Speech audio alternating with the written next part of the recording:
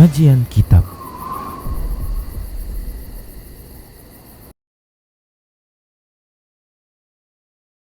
Assalamualaikum warahmatullahi wabarakatuh. Innal hamdalillah nahmaduhu wa nasta'inuhu wa nastaghfiruh wa na'udzu billahi min shururi anfusina wa sayyiati a'malina. May yahdihillah fahuwal muhtad wa may yudlil falan tajida lahu waliyyan mursyida. Ashhadu an la ilaha illallah wahdahu la syarika lah wa ashhadu anna Muhammadan abduhu wa rasuluhu alladzi la nabiyya ba'dah. Wa qala Allah subhanahu wa ta'ala ya ayyuhalladzina amanu taqullaha haqqa tuqatih wa la tamutunna illa wa antum muslimun. Ya ayyuhalladzina amanu taqullaha وقولوا قولا سديدا يصلح لكم أعمالكم ويغفر لكم ذنوبكم ومن يطع الله ورسوله فقد فاز فوزا عظيما. يا أيها الناس اتقوا ربكم الذي خلقكم من نفس واحدة وخلق منها زوجها وبث منهما رجالا كثيرا ونساء واتقوا الله الذي تساءلون به والأرحام إن الله كان عليكم رقيبا.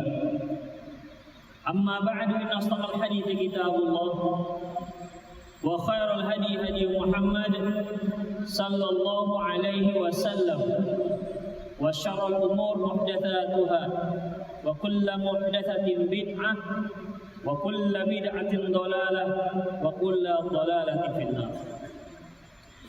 باب من وصل رحمه في الجاهلية ثم أسلم. Bab mereka ataupun orang yang menyambung silaturahminya semasa jahiliyah kemudian dia masuk Islam. Maksud daripada bab ini, apabila di dalam Islam menyambung silaturahmi merupakan satu perkara yang sangat diperintahkan dalam Islam, dan barang siapa yang memutuskannya maka termasuk dalam dosa besar. Karena banyaknya ancaman-ancaman yang Allah Subhanahu wa ta'ala tujukan kepada orang yang memutuskan tali silaturahminya. Kemudian setelah penulis yaitu Imam Al-Bukhari rahimahullah menyebutkan keutamaan silaturahmi, perintah silaturahmi, kemudian dosa ataupun hukuman yang akan ditimpakan kepada orang pemutus silaturahmi.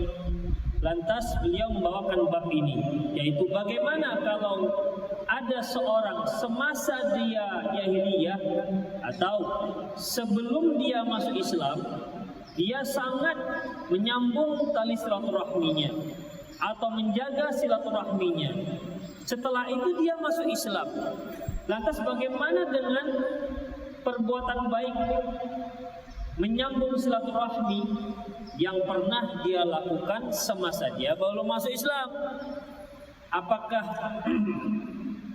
perbuatan baik tersebut tidak ada gunanya atau dianggap tak ada, ataukah tetap terhitung sebagai amalan kebaikan? Ini yang dimaksud oleh Imam Al-Bukhari. Babun man wasala rahimahu fil jahiliyah thumma aslama. Bab seorang yang menyambung silaturahminya semasa jahiliyah kemudian dia masuk Islam. Ini gimana status kebaikannya itu? Apakah dianggap tak ada ataukah ada? Dan ini sebenarnya ikhwatiddin tidak hanya terkait dengan perbuatan baik silaturahmi saja. Ini terkait dengan semua perbuatan-perbuatan seseorang di saat dia belum masuk Islam, apakah berbakti kepada kedua orang tua, ataukah pernah dia memberikan sedekah kepada fakir miskin, atau termasuk ini dia pernah menyambung silaturahmi, atau dia pernah memberikan hamba sahaya di saat dia masih kafir. Lantas ketika dia masuk Islam, apakah itu semua masih terhitung sebagai kebaikan, ataukah tetap tidak terhitung dengan alasan karena dia kafir? Inilah hadis yang akan dibawakan oleh Imam Al-Bukhari rahimahullah. An Hakim bin Hizam, dari Hakim bin Hizam, annahu qala lin Nabi sallallahu alaihi wasallam, bahwasanya dia pernah berkata kepada Nabi sallallahu alaihi wasallam, ara'aita umuran kuntu atahannatsu biha fil jahiliyah. Ya Rasulullah, bagaimana pendapat Anda tentang perkara-perkara baik yang pernah aku lakukan semasa jahiliyah? Atahannatsu itu ikhafidin, itu arti asalnya yaitu perbuatan yang aku lakukan untuk pendekatan diri kepada Allah, termasuk perbuatan baik. Atahannatsu, sebagaimana dalam sebuah hadis yang disebutkan Imam Al-Bukhari di awal kitab sahihnya, di mana di saat itu Aisyah radhiyallahu anha menceritakan bagaimana awal turunnya wahyu. Babnya pun juga begitu. Kaifa pada al-wahyi, bagaimana turunnya wahyu yang pertama. Di situ Aisyah radhiyallahu anha menyebutkan kana yatahannath fi ghar al-Hira, di mana Rasulullah yatahannath, artinya menyendiri, mendekatkan diri kepada Allah Subhanahu wa taala. Yatahannath, menyendiri dan mendekatkan diri. Nah, di sini yatahannatsu artinya lebih mudahnya, ya Rasulullah, lantas bagaimana dengan perkara-perkara baik yang dulu pernah aku lakukan semasa aku jahiliyah, artinya sebelum aku masuk Islam. Min silatin, seperti aku menjaga silaturahmi dengan kerabatku. Wa itaqatin, aku juga memerdekakan hamba. Wa sadaqatin, dan juga sedekah pernah aku lakukan. Fahal li fiha ajrun, apakah itu semua ada pahalanya? Kalau itu dilakukan setelah dia masuk Islam, setelah seorang, ataupun apabila itu semua dilakukan oleh seorang yang muslim, tidak perlu lagi dipertanyakan, pastilah ada pahalanya. Masalahnya itu semua dilakukan sebelum masuk Islam. Sekarang dia sudah masuk Islam, apakah itu semua nggak ada guna atau bagaimana? Inilah yang ditanyakan oleh siapa sahabat tadi namanya? Hakim bin Hizam.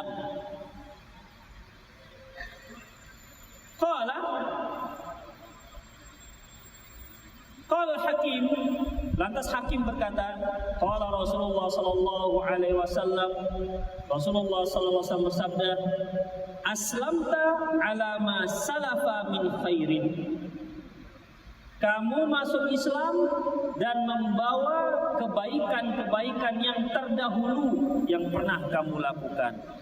Artinya ikhwatiddin, apabila seorang yang musyrik atau orang kafir, apakah dia ahlul kitab ataukah tidak, yang jelas apabila dia kafir dan dia pernah melakukan perbuatan baik, pernah melakukan perbuatan baik yang perbuatan tersebut termasuk kebaikan dalam Islam, ya, termasuk kebaikan dalam Islam.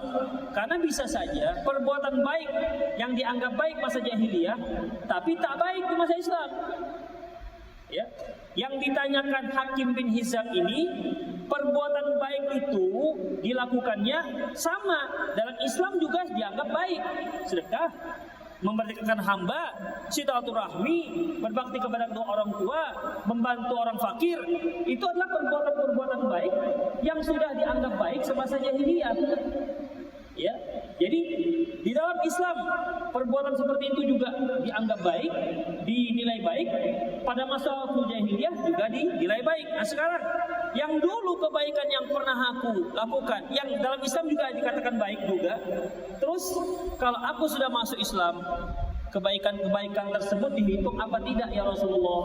Itulah pertanyaan Hakim bin Hizam. Lantas Rasulullah mengatakan, aslamta ala ma salafa min khair. Engkau masuk Islam, ya, dan kebaikanmu dihitung.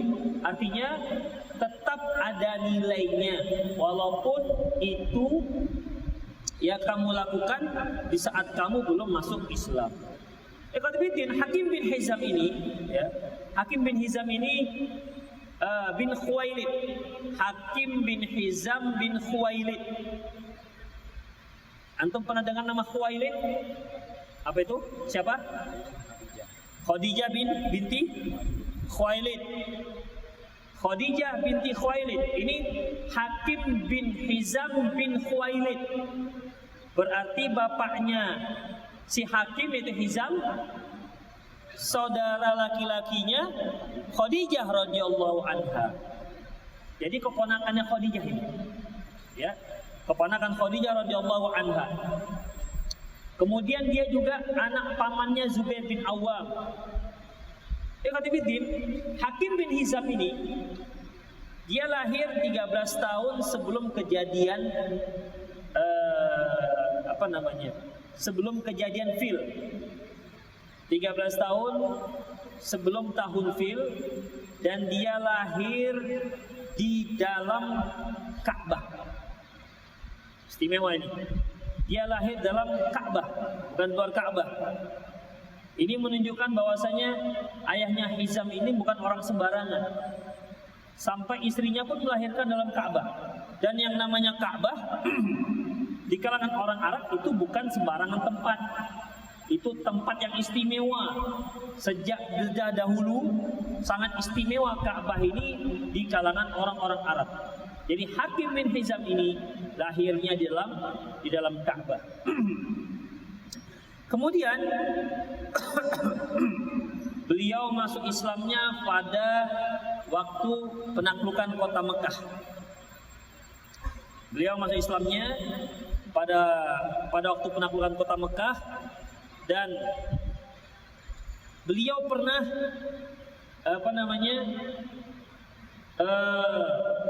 mendapat hadiah dari Rasulullah Sallallahu Alaihi Wasallam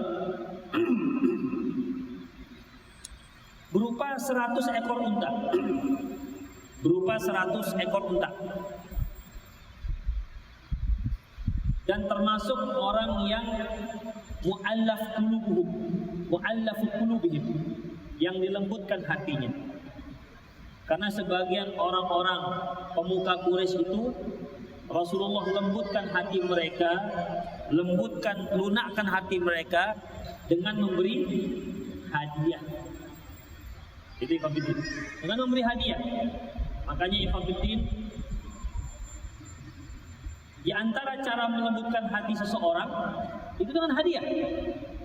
Makanya Rasulullah pernah katakan, tahabu, saling memberi hadiahlah kalian, niscaya kalian akan saling mencintai. Misalnya tetangga antum kok sentimen sekali dengan antum, sering-sering kirim, hari ini kirim rendang, besok kepala kakak, besoknya lagi, pokoknya dikirim aja makanan, minuman, buah-buahan, insya Allah dia akan lembut hatinya. Jadi khafidin, kalau seandainya lamaran antum ditolak, apa perlu dikirim hadiah? Tak usah, cari kembang yang lain, capek nanti. Kemudian khafidin rahimahullah wa iyyakum, Hakim bin Hizam ini juga yang disebutkan dalam hadis, yaitu dari Zuhri, dari Urwah bin Zubair dan Sa'id bin Musayyib, anna Hakim bin Hizam radhiyallahu anhu qala, bahwasanya Hakim bin Hizam berkata, Sa'altu Rasulullah sallallahu fa'atani. Aku pernah minta kepada Rasulullah, fa'atani, beliau kata. Summa sa'altu, kemudian aku minta lagi, dikasihnya lagi. Fa'atani, summa sa'altu, aku minta lagi, dikasih lagi. Masya Allah, Rasulullah diminta berkali-kali, dikasih dengan Rasulullah. Kemudian summa qala, lantas Rasulullah berkata, ya Hakim, inna hadzal mal khadiratun alwa. Ya Hakim, sesungguhnya harta ini hijau dan manis. Kenapa dikatakan hijau, Ikhwan? Kenapa nggak dikatakan merah? Kenapa nggak dikatakan kuning? Kenapa? Hah? Karena warna hijau itu warna yang disukai manusia, melambangkan keteduhan. Ya, coba kita lihat dedaunan, umumnya warna hijau. Apalagi di Arab sana dengan hijau-hijau itu, masya Allah. Ya, mereka sangat suka. Kalau orang-orang Timur Tengah sana datang ke Indonesia, melihat Indonesia hijau, masya Allah. Ya, hijau, banyak air, ada danau, ada sungai. Ini bagi mereka surga yang ada di muka bumi. Umumnya yang namanya keindahan alam itu selalu disertai dengan warna hijau. Makanya kalau berwisata ke tempat-tempat yang gak ada hijau-hijaunya, itu kurang bisa membuat jiwa kita fresh. Pergi kemana? Wisata. Kemana itu? Ke padang pasir. Waduh. Ya. Hanya orang Indonesia saja yang pergi ke sana akhirnya foto-foto dengan unta, dengan padang pasir. Itu dikarenakan aneh bagi mereka. Coba disuruh tinggal di situ, nggak akan mau mereka. Tetap kepingin balik ke Indonesia. Karena manusia itu suka yang hijau-hijau. Kemudian manis. Kenapa manis itu? Manusia itu suka dengan yang manis, baik rasa maupun wajah, ya kan? Suka dengan yang manis-manis. Ikhwan juga ada yang manis, ada yang pahit. Akhwat juga begitu, ada yang manis, ada yang pahit, ada yang sedikit asam, campur. Itu pasti orang suka dengan yang manis. Yang rasa juga begitu. Kecuali kalau dia sudah kena diabetes, baru nggak suka yang manis. Ikhwatiddin, Rasulullah mengibaratkan harta itu khadirah wa hulwah, hijau dan manis. Kemudian apalagi kata beliau, faman akhadahu bi khasakhawati nafsi burika lahu fi. Barang siapa yang mendapatkan harta tidak dengan meminta, dikasih orang misalnya, burika, maka dia akan diberkahi oleh Allah Subhanahu wa taala. Misalnya tiba-tiba antum ada yang ngasih mobil misalnya, diberkahi oleh Allah Subhanahu wa taala. Tiba-tiba ada yang ngasih ruko 3 tingkat misalnya, diberkahi oleh Allah Subhanahu wa taala. Apalagi misalnya ada yang apa saja yang kompetitif. Makanan misalnya, itu belum makan. Ayo kita makan misalnya. Itu dikasih namanya. Ya, enggak diminta, terima. Ya, diterima. Kalau memang nggak ada halangannya, maka burikalahu, akan diberkahi. Tetapi waman akhadahu bi israfi nafsi, barang siapa yang mendapatkannya karena menuntut, minta, maka lam yubarik lahu fi, takkan diberkahi. Kalladhi ya'mulu wa la yashba', seperti orang yang makan tak pernah kenyang. Makanya para pengemis, kalau dia sebenarnya sanggup untuk bekerja, tetapi dia tetap mengemis, itu nggak pernah puas dalam pengemisannya. Walau dia punya kepandaian apapun, karena sudah enak mengemis, nggak selesai, nggak cukup. Senang untuk meminta. Dan ada juga jenis orang itu suka meminta. Ada orang suka meminta itu agak profesional sedikit. Misalnya ada temannya pergi, jangan lupa ya oleh-olehnya. Jangan lupa oleh-olehnya. Nanti begitu datang, Mana oleh-olehnya? Minta nggak itu? Hah? Tapi agak profesional sedikit. Itu dia. Baru masuk kerja, dapat gaji pertama. Gimana? Gaji pertama ini, begitu. Minta ikhwatuddin. Tetapi kalau yang punya gaji, ikhwah, saya punya gaji pertama nih, ayo kita makan-makan, ayo. Gaji pertama ini, insya Allah berkah. Begitu. Nggak apa-apa. Ya. Tapi kalau minta, ingatkan, sama dengan meminta. Lam yubariku fihi. Lam yubariku fihi. Tidak akan dapat berkah. Kemudian ikhwatuddin, al-yadul ulya khairu min yadis sufla. Tangan di atas lebih baik ketimbang tangan di bawah. Qala Hakim, berkata Hakim, qultu, katakan, ya Rasulullah, walladzi ba'atsaka bil haqq, wahai Rasulullah, demi zat yang telah mengutusmu dengan kebaikan, la arza'u ahadan ba'dak syai'an hatta ufariqa dunya. Sejak saat ini aku tak akan minta lagi dengan orang lain setelah ini. Fakana Abu Bakar radhiyallahu anhu yad'u Hakiman ila Atha. Pada masa Khalifah Abu Bakar pernah memanggil Hakim untuk diberi hadiah. Karena waktu itu ada bagi-bagi Baitul Mal, bagi-bagi harta dari Baitul Mal. Kemudian fa'ya'ba ayyaqbalahu minhu. Hakim enggak mau terima. Karena dia sudah sumpah. Summa inna Umar radhiyallahu anhu da'a liyutiha fa'aba ayyaqbalahu minhu syai'an. Umar juga begitu. Dipanggilnya, mana Hakim? Ini ada jatah dia ini. Ada jatah harta untuk dia. Enggak diterima oleh Hakim. Ini saking muaranya ikhwatuddin. Padahal sumpahnya tadi tidak akan minta. Ini kan dia akan minta. Tapi begitulah.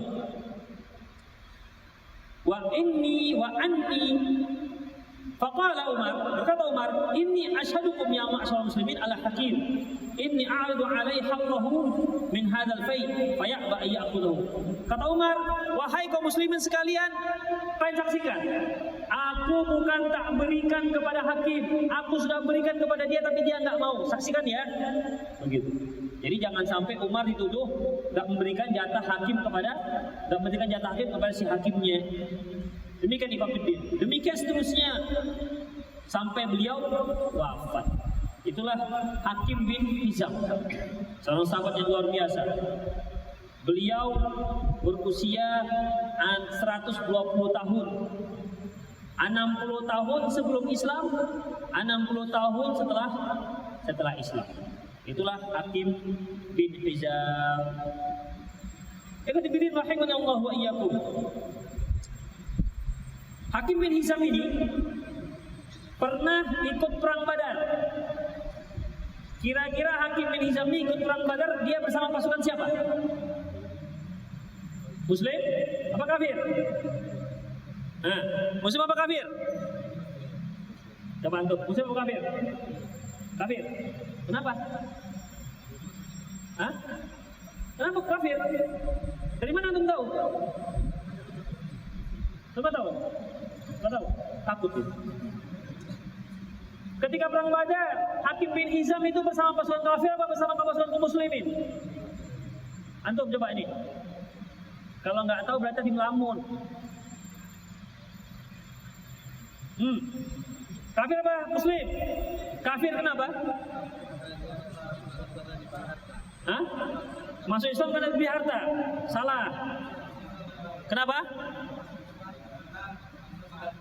Iya, masuk Islamnya itu kan ketika setelah penaklukan kota Mekah. Penaklukan kota Mekah itu setelah perang Badar atau belum? Sudah. Berarti waktu itu Hakim bin Hizam bersama pasukan orang kafir Quraisy.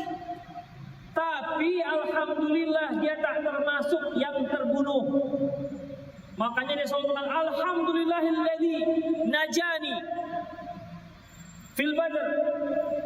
Segala puji walladzi nafsi walladzi najani yaumil badr. Selalu beliau mengatakan begitu. Demi zat yang telah menyelamatkan aku pada perang Badar. Kalau seandainya aku mati perang Badar, habis sudah. Karena mati kan kafir. Jadi selalu dia mengatakan begitu. Walladzi najani Walladzi najjani yaumal badr. Demi zat yang telah menyelamatkan aku pada perang Badar. Itulah Ikhwanuddin Hakim bin Hizam. Baik. Permasalahan dalam hadis ini, Ikhwanuddin rahimani Allah wa iyyakum, yaitu tadi yang kita sebutkan, bagaimana dengan dengan pertanyaan Hakim bin Hizam ini. Ternyata Hakim bin Hizam adalah seorang yang sangat dermawan. Ya, sangat dermawan. Beliau pernah semasa jahiliyah pernah memerdekakan 100 orang budak semasa jahiliyah. Pernah juga menginfakkan 100 ekor unta. Khafidin, 100 ekor unta itu bukan murah. Berapa kira-kira 1 ekor unta? Kira-kira berapa? Kalau 50 juta mungkin enggak? 50 juta bisa? Kurang sedikit lah ya. Anggap aja lah 50 juta atau 40 juta. Kalikan 100 ekor. Berapa udah itu?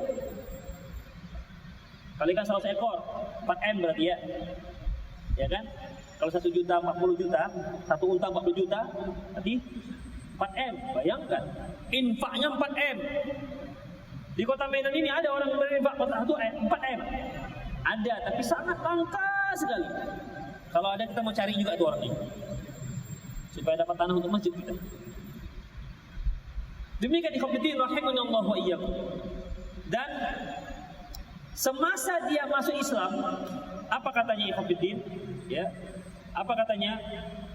Wallahi la ada syai'an sana'tuhu fil jahiliyah illa fa'altu fil Islam mislahu. Demi Allah, apa yang pernah aku lakukan pada masa jahiliyah, kebaikan-kebaikan yang pernah aku lakukan pada masa jahiliyah, maka aku lakukan juga sama persis setelah aku masuk Islam. Itu ikhwatiddin. Makanya dalam satu riwayat, setelah beliau masuk Islam, pada masa jahiliyah kan pernah memerdekakan 100 ekor, 100 orang budak. Masuk Islam, beliau juga memerdekakan 100 orang budak, jadi 200. Sebelum Islam, beliau pernah menginfakkan 100 ekor unta. Setelah masuk Islam, beliau juga sama. Bahkan beliau juga tambah lagi dengan menginfakkan 100 ekor kambing. Itu masih yang tercatat dalam sejarah. Jadi Hakim bin Hizam ini memang terkenal seorang yang sangat dermawan.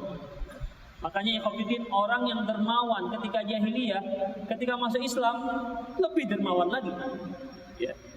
Yang pilihan semasa jahiliyah, ketika dia masuk Islam itu lebih menjadi pilihan. Baik, kita kembali pada permasalahan hadis. Karena Hakim bin Hizam ini pernah memerdekakan hamba 100, pernah berinfak 100 ekor unta, pernah bersedekah, pernah menyambung satu rahmi. Ya Rasulullah, itu pernah aku lakukan pada masa jahiliyah.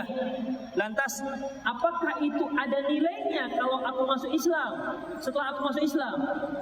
Itulah yang ditanyakan oleh Rasulullah. Ternyata jawaban Rasulullah yaitu aslamta ala ma salafa minal khair. Kebaikanmu yang pernah kau lakukan semasa jahiliyah itu tetap dihitung walaupun setelah kamu masuk dalam Islam. Namun hadirin rahimallahu wa iyyakum, ada juga yang berpendapat bahwasanya orang-orang kafir yang berbuat baik maka amalannya takkan dihitung sedikit pun walaupun setelah dia masuk Islam. Jadi dia pernah memerdekakan 100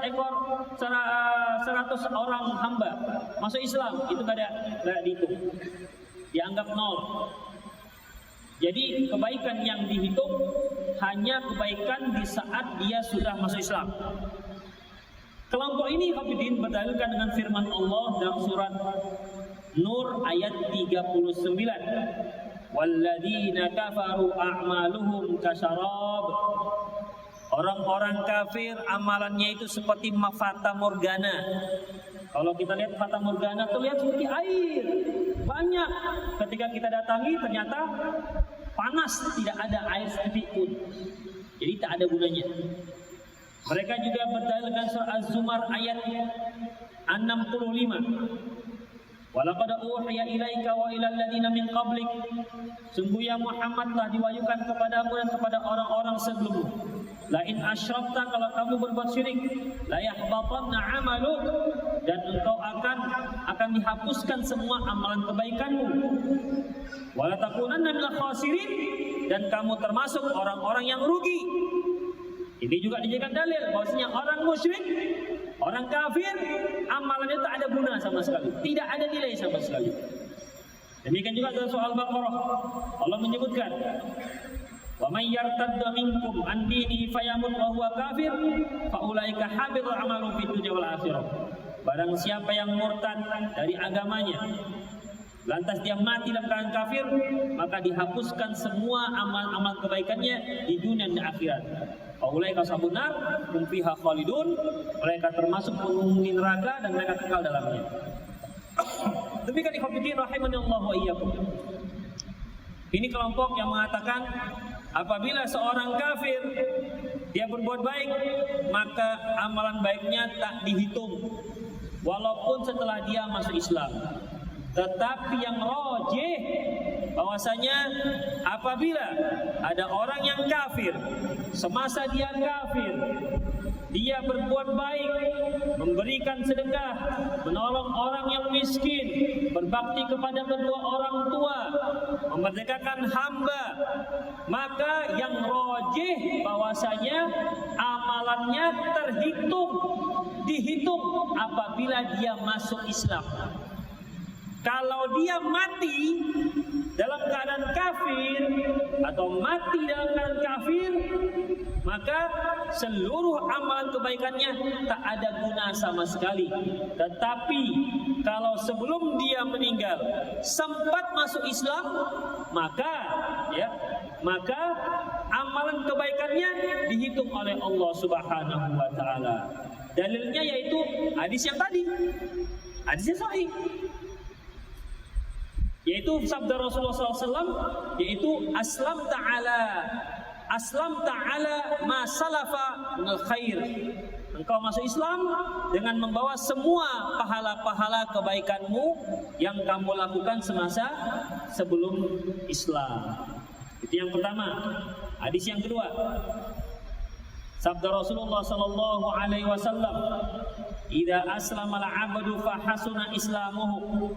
Apabila seorang hamba masuk Islam dan bagus Islamnya, kataballahu lahu kullu hasanatin kana azlafaha, maka Allah akan catat semua kebaikan-kebaikan yang pernah dia lakukan.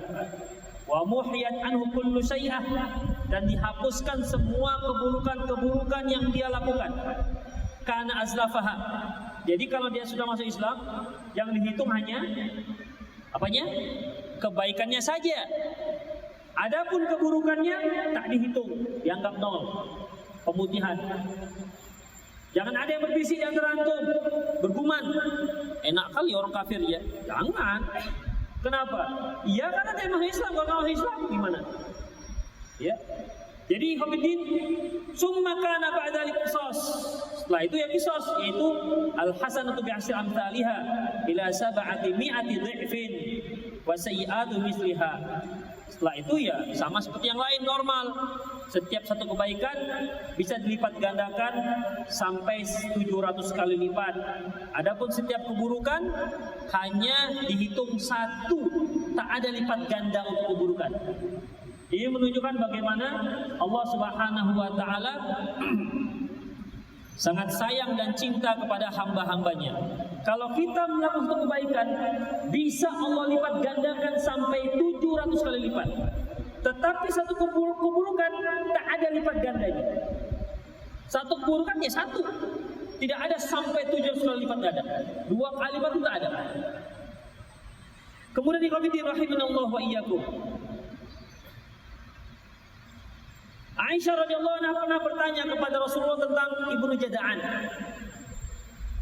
Aisyah radhiyallahu anha pernah bertanya kepada Rasulullah SAW tentang Ibnu Jada'an. Ibnu Jada'an ini Ikhwanuddin, seorang terhormat di kalangan Quraisy yang dikenal sangat baik. Fakir miskin dia bantu. Kemudian banyak yang membantu orang-orang kesusahan. Terkenal sekali Ibnu Jada'an ini. Sayangnya dia mati, ya, dia meninggal sebelum masuk Islam. Atau dia meninggal sebelum Rasulullah diutus menjadi nabi. Ingat, Ibnu Jada'an seorang yang sangat dermawan, terkenal suka membantu orang-orang yang ada di sekitarnya, tetapi dia meninggal sebelum Rasulullah diutus menjadi rasul. Ini yang ditanya oleh Aisyah radhiyallahu anha. Ya, ini yang ditanya oleh Aisyah radhiyallahu anha. Artinya apa ya Khabiddin? Ya Rasulullah, itu Ibnu Jada'an itu gimana? Apa ada nilai amalannya? Apa kata Rasulullah sallallahu alaihi wasallam? Innahu lam yaqul yauman.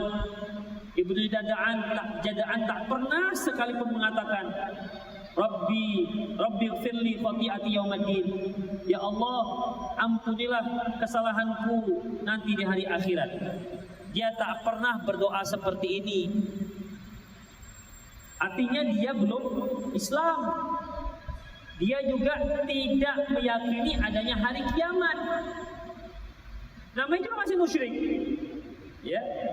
Orang yang masih musyrik Ikhwanuddin, mati dalam keadaan kesyirikan, maka sehebat apapun kebaikannya tidak akan dihitung oleh Allah Subhanahu wa taala.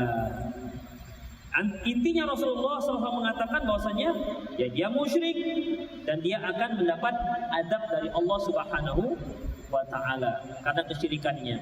Ini juga menunjukkan bahwasanya Ikhwanuddin, orang-orang yang meninggal, orang-orang Arab Quraisy yang enggak punya agama, yang meninggal sebelum Rasulullah diangkat menjadi rasul, itu tidak termasuk masa fatrah, artinya masa kekosongan. Mereka tetap mendapat beban agama yang pernah dibawa oleh Nabi Ibrahim alaihissalam. Oleh karena itu, seberapapun kebaikannya, tetap dia akan dimasukkan oleh Allah ke dalam neraka, karena mereka tidaklah orang muslim, atau mereka tidak menganut agama yang ada pada saat itu.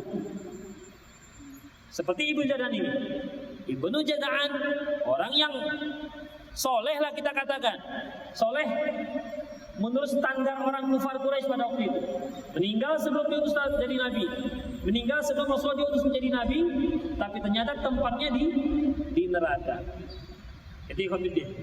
Abdul Muttalib, kakek Rasulullah sallallahu alaihi wasallam, seorang yang dapat mimpi sehingga disuruh untuk menggali air Zam-Zam.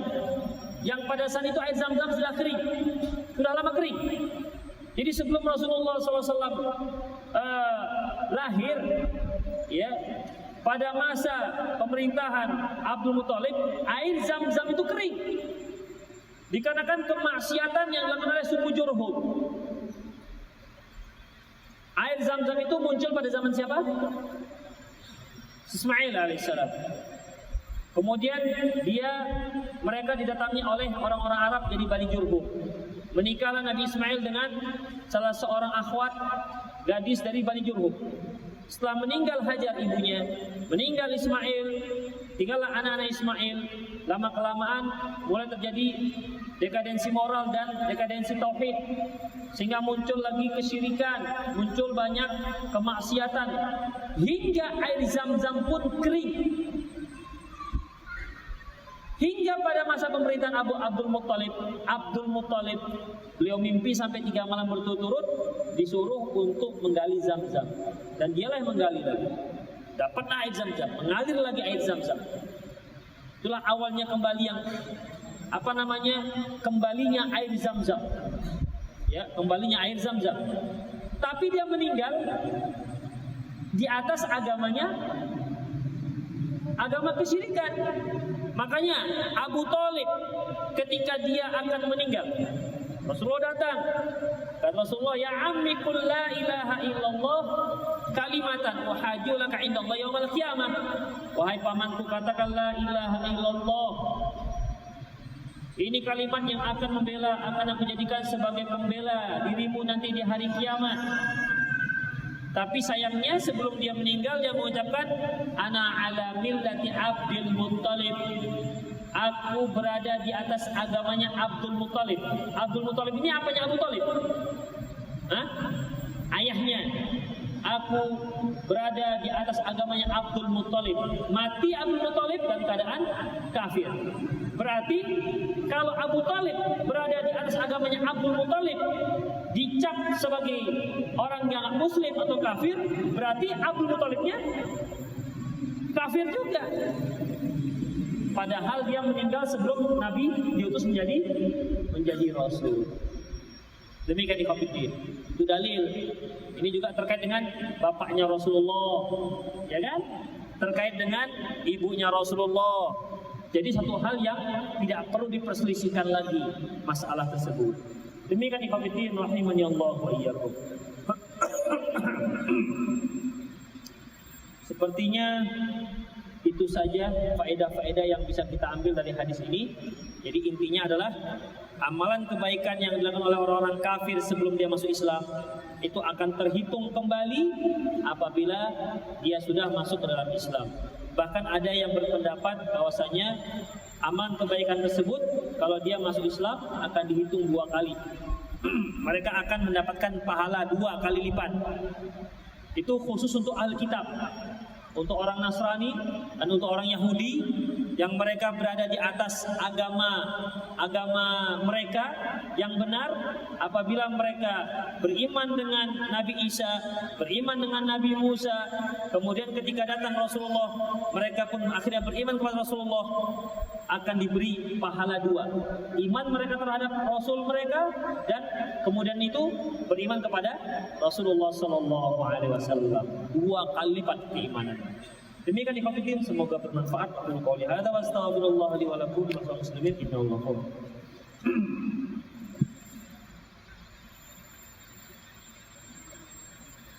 Para akhwat dengar suara saya? Apa katanya? Dengar jelas. Antum jelas suara saya? Agak menggema gitu enggak? Enggak ya? Kok agak apa namanya?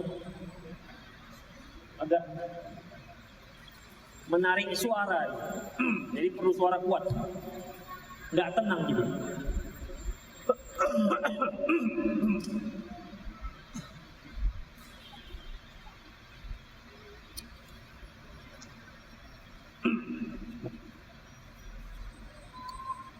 Pertanyaan akhwat ada yang masuk?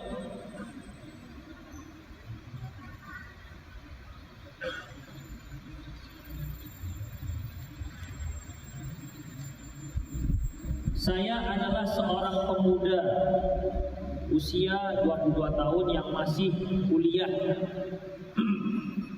di tingkat terakhir. Saya sadar tujuan saya hidup di dunia adalah mencari amal untuk menunggu surga. Namun di satu sisi saya masih tidak tahu tujuan dan cita-cita saya untuk hal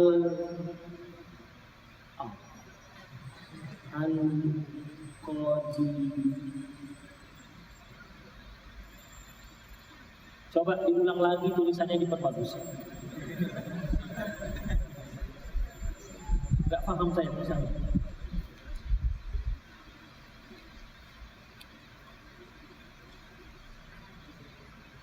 Ustaz, mana saja anak yang masih bermaksiat dikala sendirian. Ikhwatiddin rahimani Allah wa iyyakum.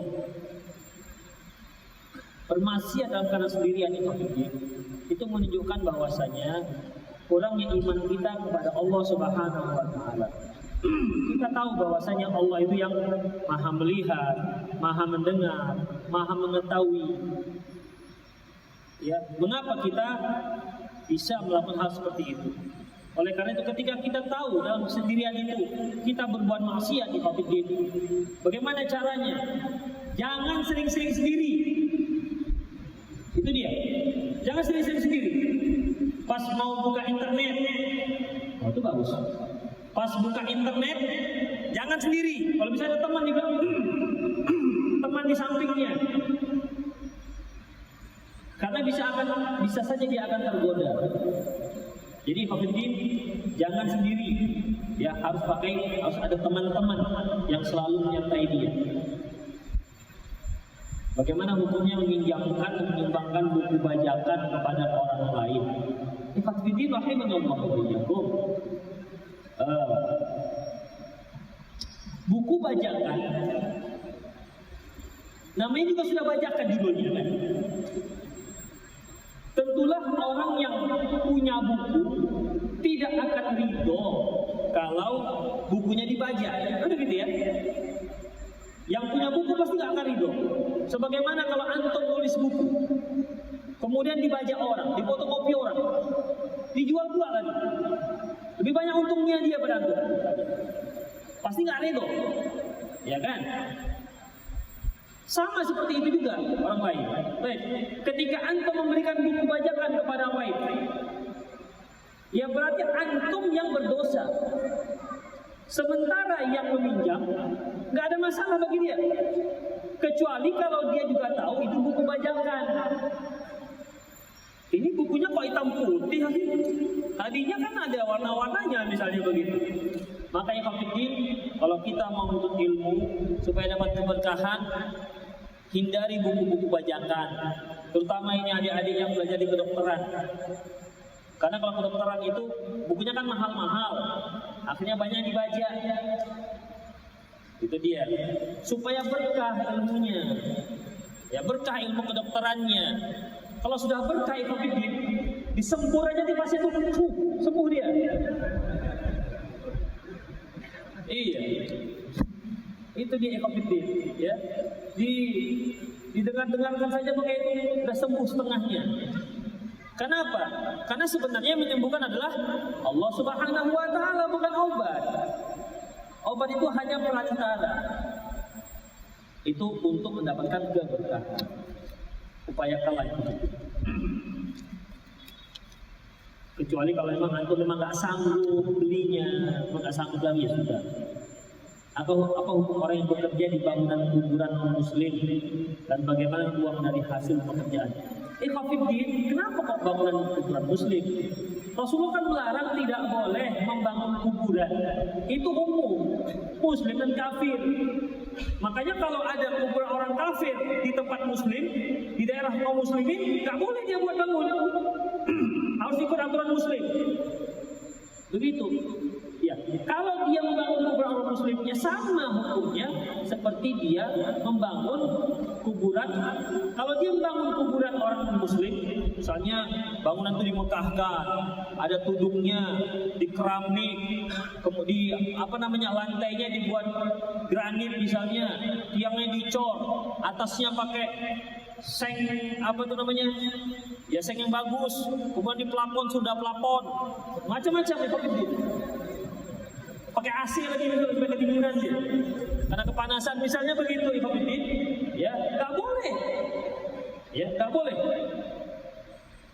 Baik, apabila seorang bekerja yang dia kerjakan sesuatu yang dilarang, hasilnya apa namanya? Halal apa haram? Ya otomatis haram. Maka dibolehkan. Jangan mau ngambil proyek seperti itu. Tapi Ustaz ini istimewa loh. Proyek besar ini, untungnya nggak besar. Kalau orang muslim yang kami bangun, untungnya paling 300.000 Ustaz. Ini bisa 15 juta Ustaz. Nggak usah. Lebih baik rezeki kita itu banyak dan berkah, ketimbang sedikit tapi nggak berkah. Bagaimana cara agar bisa menambah hafalan Quran serta mempertahankan hafalan? Ikhwatifiddin,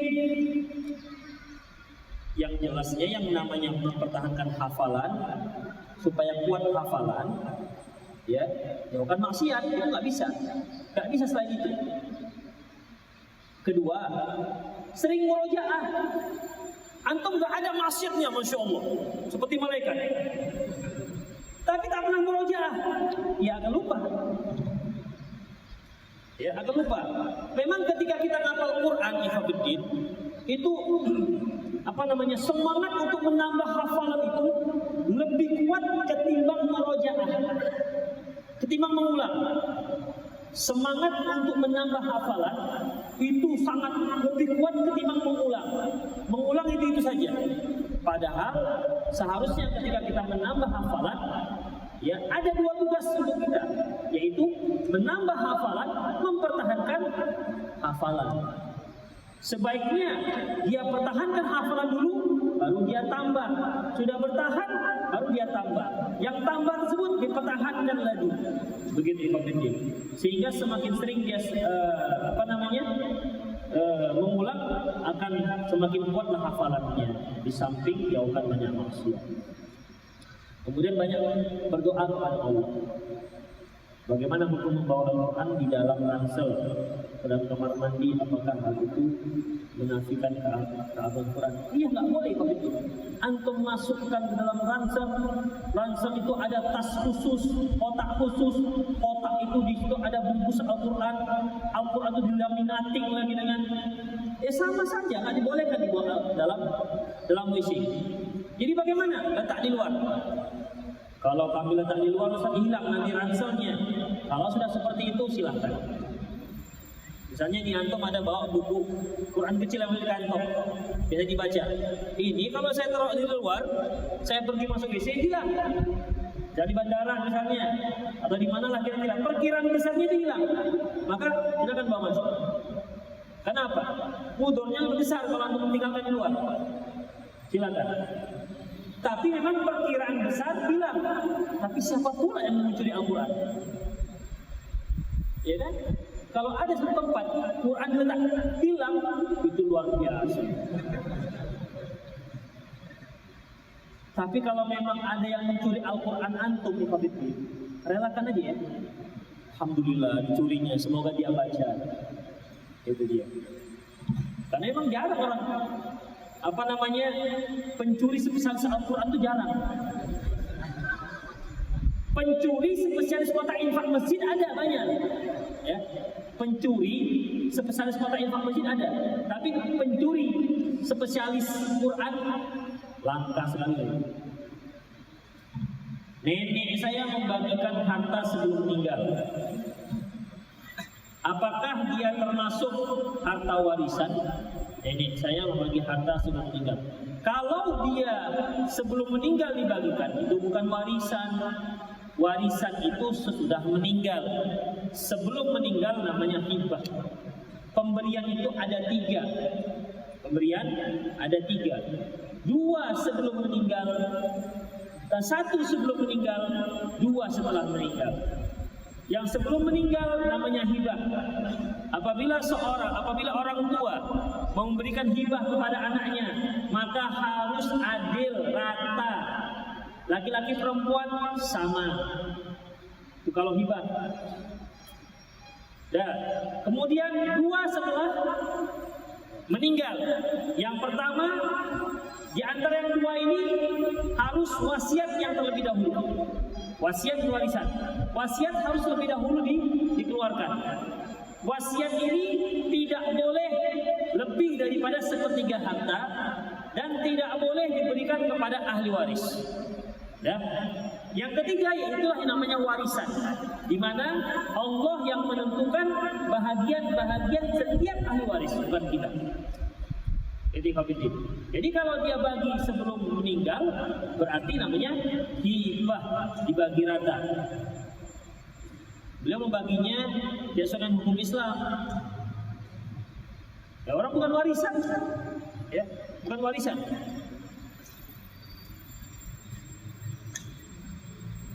Apakah Allah benar membalas kelak di akhirat karena melanggar janji yang ingin dilakukan namun lupa?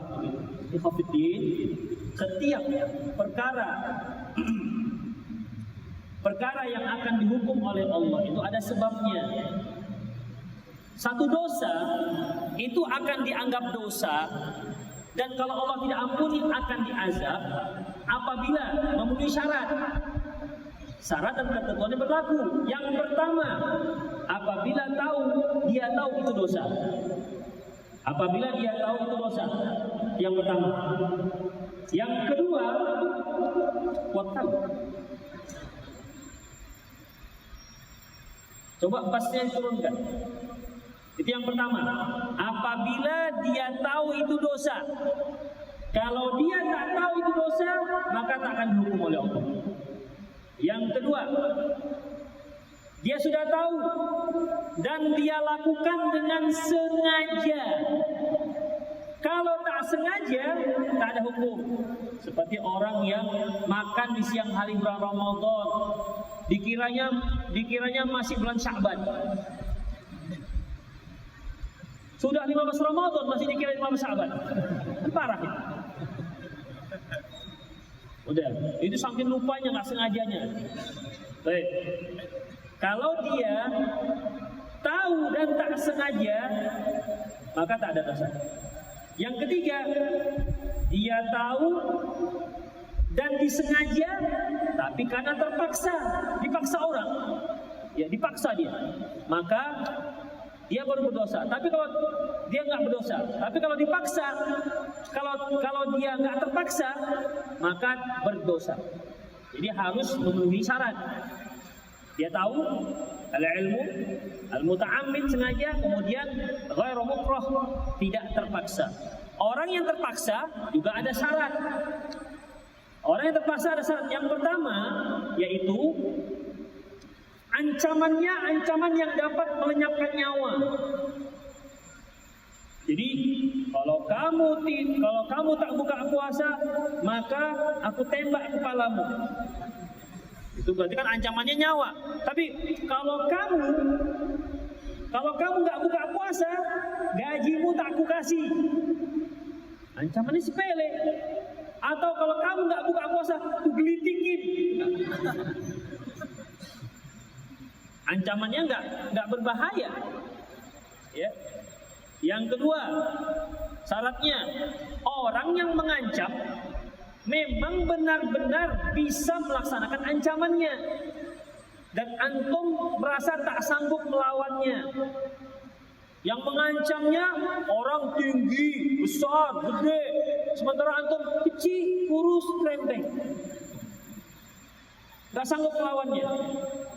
Yang ketiga, orang yang mengancam nampak seriusnya, bukan ketembak ya, gak serius. Yang keempat, yaitu harus hari itu ancamannya. Kalau diancam, kamu makan. Kalau enggak kamu makan, aku tembak kepalamu sebulan lagi. Itu enggak berlaku ancamannya. Ya, jadi ada syarat yang dikatakan orang yang terpaksa.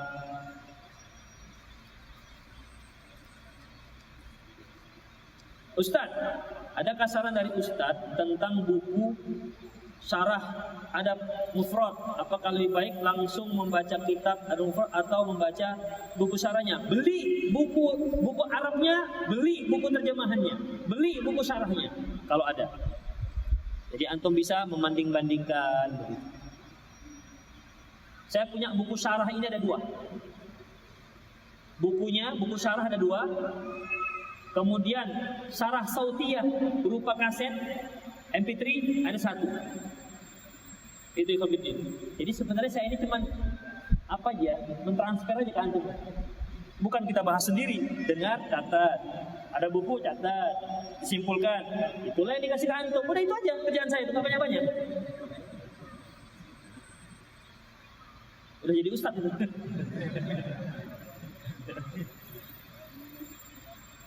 Apa hukum kerja di taspen? Apa di taspen? Nggak tahu saya taspen. Taspen nggak? Taspen itu kan yang pakai listrik hidup itu kan? Nggak apa-apa kalau dia kerja buat taspen. Hah? Tabungan? Oh, asuransi. Oh ya udah, namanya juga asuransi. Kalau taspen halal, taspen nggak berarti. Kemarin terjadi pembakaran bendera tauhid dan sebagian kaum muslimin melakukan aksi bela tauhid dengan turun ke jalan. Apa tanggapan Ustaz? Nggak usah ditanggapin. Ya, nggak perlu ditanggapin ya Pak Bidin. Tauhid itu bukan dibela dengan cara demo, Pak Bidin. Tauhid itu dilaksanakan, diterapkan dalam kehidupan kita, dalam kehidupan keluarga kita. Bela itu dalam keluarga kita. Demikian Pak Bidin. Kalau dikarenakan dibakar, boleh nggak kita marah? Boleh, kenapa nggak boleh? Harus marah memang. Tapi marah itu, ikhwatiddin, itu belum ada apa-apanya, itu bukan pembela. Sekedar marah. Sama dengan orang yang preman tak pernah sholat, ketika Islam dicaci maki, marah dia. Dia saja belum tentu tak Islam tangga. Islam itu yang terpenting itu adalah akidahnya, amalannya. Apakah boleh marah? Boleh marah, ya harus marah. Tapi ada yang lebih penting ketimbang marah. Ada yang lebih penting ketimbang marah, ikhwatiddin. Rahimani Allah wa iyyakum. Kalau masalah pelecehan-pelecehan, sebenarnya kalimat tauhid ini sudah banyak yang meleceh-lecehkan. Dengan anggapan itu adalah sebuah sebuah zikir, dengan anggapan itu sebuah pengagungan, padahal pelecehan. Pernah nggak lihat antum orang yang zikir sambil lompat-lompat? La ilaha illallah. Pernah nggak? La ilaha illallah. Pernah nggak? Itu apa pelecehan? Pelecehan. Masa sebutan nama Allah sambil joget-joget? Kenapa ini nggak ada? Nggak ada singgung-singgung. Jadi khabithin rahimallahu wa iyyakum, berarti kan sekedar membela, tapi tak faham makna tauhid itu apa. Nggak paham dia ikhwatiddin. Tauhid itu mau diapain? Bagaimana cara menegakkan tauhid? Itu yang terpenting, bukan membela bendera yang ada tulisan tauhid. Akhirnya kalau hanya sekedar bendera yang bertuliskan tauhid dibakar, kita marah-marah hanya karena itu, orang yang membela bendera tauhid itu juga benderanya ada yang ditaruh di lantai. Kan begitu juga jadinya ikhwatiddin. Ketika dia capek mengibar-gibarkan, kemana pergi benderanya? Bawah. Ke lantai juga akhirnya. Demikian. Yang diikat-ikatkan begitu keringat. Terus gimana jadinya? Jadi intinya bukan itu. Kalau marah silahkan marah, karena itu termasuk pelecehan. Tapi sebenarnya bukan itu intinya. Ya. Intinya tauhid tegakkan pada diri kita, keluarga kita, berantas kesyirikan. Itu ikhwatiddin, berantas kesyirikan. Marah kita dengan orang-orang yang melakukan kesyirikan, yang melakukan sajian-sajian, yang melakukan khurafat-khurafat, yang melakukan kesyirikan di kuburan-kuburan. Itu harus marah. Kenapa? Jelas bercanggah dengan tauhid. Itu makna tauhid la ilaha illallah, itu yang harus kita bela. Jadi bukan hanya tulisan, tapi makna tauhid itu juga harus kita bela, kita terapkan dalam diri kita. Itu ikhwatiddin, itu yang seharusnya berlaku pada diri seorang muslim. Jadi tidak hanya sekedar takbir, Allahu Akbar. Akhirnya apa? Jalan macet. Pas orang sholat, Allahu Akbar, Allahu Akbar, dia masih takbir. Sholat bang, sholat. Bentar, ditanggung. Mana jadinya? Yang manggil kita itu hayya 'alas sholah, itu yang ada di bendera tauhid dulu yang tercantum. Apa yang tercantum? Jadi kurang mengerti maknanya tauhid, yang dibela itu apa. Sekali lagi khabithin, kalau ada kalimat tauhid yang dibakar, kita wajib marah. Tapi itu hanya kulit. Bukan hanya itu. Ya, bukan hanya itu. Kita harus bela seluruh pelecehan-pelecehan tauhid, ya, seluruh bentuk pelecehan tauhid. Dari mulai pengamalan yang tak sesuai dengan sunnah Rasulullah SAW sampai seluruh amalan yang tidak sesuai dengan yang dianjurkan Rasulullah SAW. Itu yang seharusnya kita lakukan. Jadi jangan kemungkaran akhirnya kita balas dengan sebuah kemungkaran. Itulah ikhwatiddin. Bagaimana jika meminta kepada suami?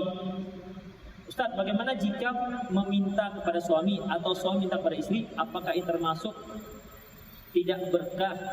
Ikhwatiddin, kalau antara suami dan istri, ya, suami dan istri, istri meminta kepada suami, itu memang kewajiban suami. Ya, itu memang kewajiban suami. Kalau itu berupa nafkah, sandang, pangan, papan, dan kebutuhan batin, minta dengan suami. Misalnya sang istri, kok sudah seminggu suami nggak dekatin, bang, ayolah bang, aja, gak ada masalah. Orang suami sendiri kok, jangan malu-malu, ya bu ya, jangan malu-malu. Ya kalau nggak bisa terang-terangan dengan pakai isyarat, agak alisnya dinaik-naikkan gitu kan. Oh, nantilah begitu misalnya. Minta. Gak usah malu-malu, kenapa? Itu suami. Kadang-kadang kan ada suami itu yang gak ngerti bahasa-bahasa isyarat. Bang, siapa yang tahu? Udah. Jadi kalau udah begitu, gak paham, ayolah bang, lama kali pun abang ini. Udah gak apa-apa, gak masalah. Kenapa? Itu kewajiban sang suami. Ya, itu kewajiban sang suami, boleh. Tetapi kalau lebih daripada itu, ikhwatiddin rahimallahu wa iyyakum, termasuk yadul a'la aulam yadus sufla. Tangan di atas lebih baik dibandingkan tangan di bawah. Ya. Misalnya uang belanja cukup, kemudian baju cukup, tapi dia kepengen beli tas bang, tas apa lagi nih? Itu loh bang, tas dari kulit pari bang, itu model sekarang, model paling update bang, kulit pari bang, apa kulit pari? Udah, harus kulit pari, kulit ikan pari maksudnya, ya, yang bagian bawah itu putih. Udah ikhwatiddin, nah itu termasuk. Kenapa? Suami nggak wajib membelikan istri tas ikan pari. Ingat itu. Nggak ada kewajibannya. Jadi ikhwatiddin tergantung apa yang diminta. Atau suami begini, istrinya baru dapat keuntungan dari jualan misalnya, atau istrinya baru pulang, baru dapat gajian, dek, gajian dek, makan lah kita dek. Gimana? Itu ada kambing bakar misalnya begitu kan? Termasuk ikhwatiddin, ya, termasuk. Ya. Saya ingin bertanya apa yang dimaksud dengan manhaj salaf. Kenapa saya harus memilih manhaj tersebut? Dan apa yang dimaksud dengan bid'ah? Dan kenapa saya harus menghindarinya? Waduh, 2 kajian ini.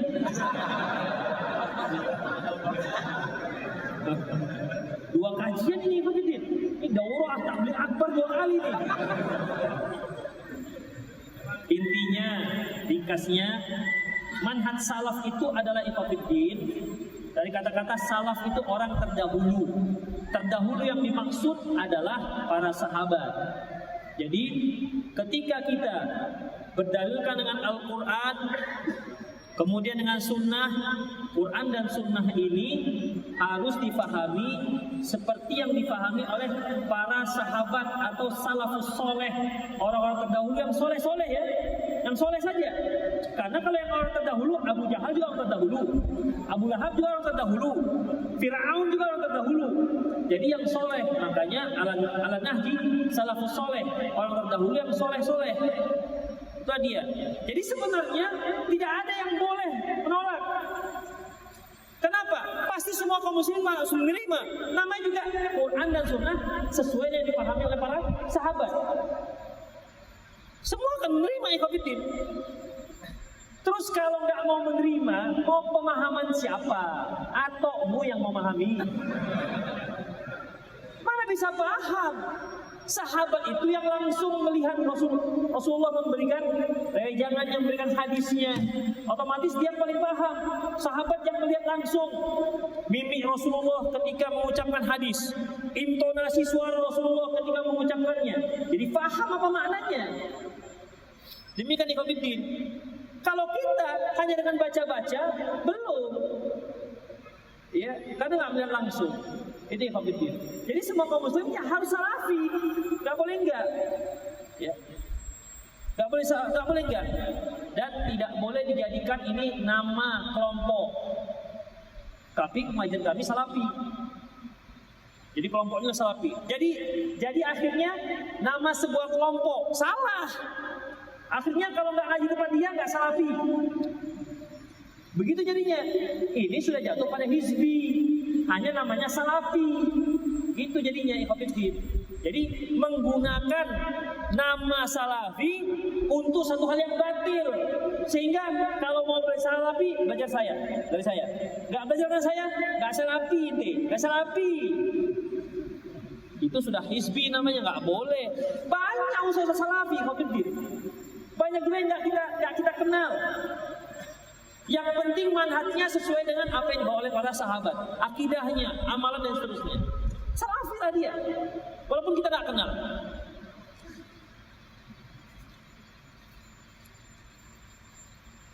Adapun bid'ah itu ya amalan-amalan yang disebutkan kepada syariat tapi tak berdalil. Amalan yang disebutkan kepada syariat tapi tak berdalil, tidak dasar. Saya mau tanya, apa hukumnya jika kita memutuskan silaturahmi pada teman yang non-muslim? Silaturahmi itu hanya untuk keluarga, ya, untuk keluarga yang ada hubungan rahim. Makanya silah hubungan rahim itu yang ada rahim, ada keturunan rahim, ada keturunan darah. Itu yang tidak ada itu nggak silaturahmi namanya, hanya itu ukhuwah. Ya, ukhuwah. Saya dengan antum, kita nggak ada hubungan apa-apa. Satu mak juga enggak, satu nenek juga enggak, satu atok enggak. Paling satu ayah lah, Nabi Adam. Ya, terlalu jauh. Itu ikhwatiddin. Ya, jadi yang dimaksud adalah yang ada hubungan darah.